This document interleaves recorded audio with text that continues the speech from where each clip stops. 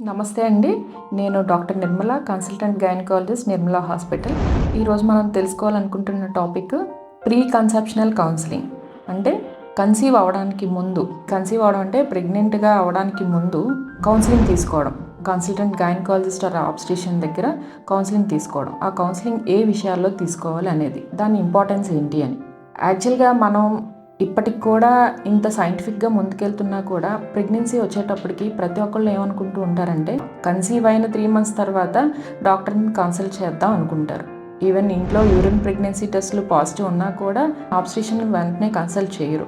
So దీని importance ఏంటంటే, pre conceptional counselling అంటే ఇప్పుడు ఎల్డర్లీ ఏజ్ గ్రూప్ ప్రెగ్నెన్సీలు, లేకపోతే ఇప్పుడు ఇన్ఫర్టిలిటీ కేసులు ఇవన్నీ పెరిగిపోతున్న తరుణంలో కూడా ఇంకా ఇదే ఆలోచనలో మనం ఉంటున్నాం.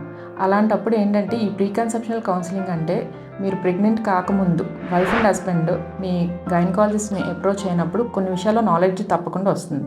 అదేంటంటే బీపీ కానీ, hypertension or sugar, diabetes, లేదు అంటే థైరాయిడ్, ఇలాంటి ఇల్నెసెస్ కూడా ఇప్పుడు ఉన్న జనరేషన్లో ఎక్కువ అవటం వల్ల ఇవి ప్రెగ్నెన్సీ మీద ఎటువంటి ఎఫెక్ట్ చూపిస్తాయి. సో అలాంటి డిసీజెస్ ఉన్నప్పుడు ప్రెగ్నెన్సీ ఎటువంటి ప్రాబ్లం రాకుండా హెల్దీ మదర్, హెల్దీ బేబీ అనేది ఎలా మనం అచీవ్ చేయొచ్చు.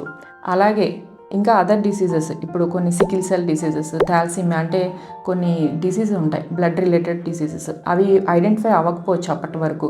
సో ఆ టైంలో కొన్ని కేసెస్ ఐడెంటిఫై చేయడానికి టెస్టులు చేయడం వల్ల కూడా మనకి వీలుంటుంది. అదేవిధంగా కొన్ని ఇన్ఫెక్షన్స్, ఏమన్నా కపుల్స్ ఇద్దరిలో ఏమన్నా హెపటైటిస్ కానీ, హెచ్ఐవి కానీ, లేదా అదర్ సెక్షువల్లీ ట్రాన్స్మిటెడ్ డిసీజెస్ కానీ ఇలాంటివి ఏమైనా ఉన్నాయా, ఇంకా మెయిన్గా సిఫిలిస్, ఇలాంటివి కూడా ఉన్నప్పుడు ఫర్దర్ ప్రెగ్నెన్సీ మీద ఎలాంటి ప్రభావాలు చూపిస్తాయి, ఆ ప్రభావం రాకుండా మనం ముందుగా వాటిని ఎలా క్యూర్ చేసుకోవాలి ఉన్నప్పుడు, లేదా రాకుండా ఎలా ప్రివెంట్ చేసుకోవాలి, ఇలాంటి ఇష్యూస్ని కూడా డిస్కస్ చేయడం జరుగుతుంది.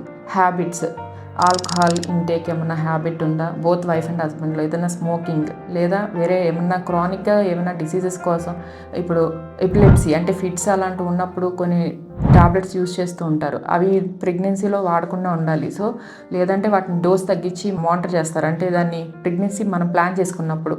సో అలాంటివన్నీ కూడా అడ్వైజెస్ అన్నీ మీకు లభిస్తూ ఉంటాయి. అదేవిధంగా ఫోలిక్ యాసిడ్ సప్లిమెంటేషన్, ఇది చాలా ఇంపార్టెంట్.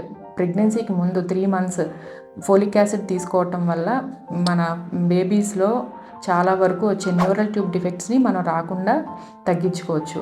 సో ఇలాంటి ఇష్యూస్ అన్నిటినీ మీరు మీ గైనకాలజిస్ట్ దగ్గరికి తప్పకుండా ప్రెగ్నెన్సీ ప్లాన్ చేసుకుందాం అనుకునేటప్పటికి ఎవ్రీ కపుల్ వెళ్ళి ఈ ఇష్యూస్ని డిస్కస్ చేసి అడ్వైస్ తప్పకుండా తీసుకొని ఫాలో అవ్వండి.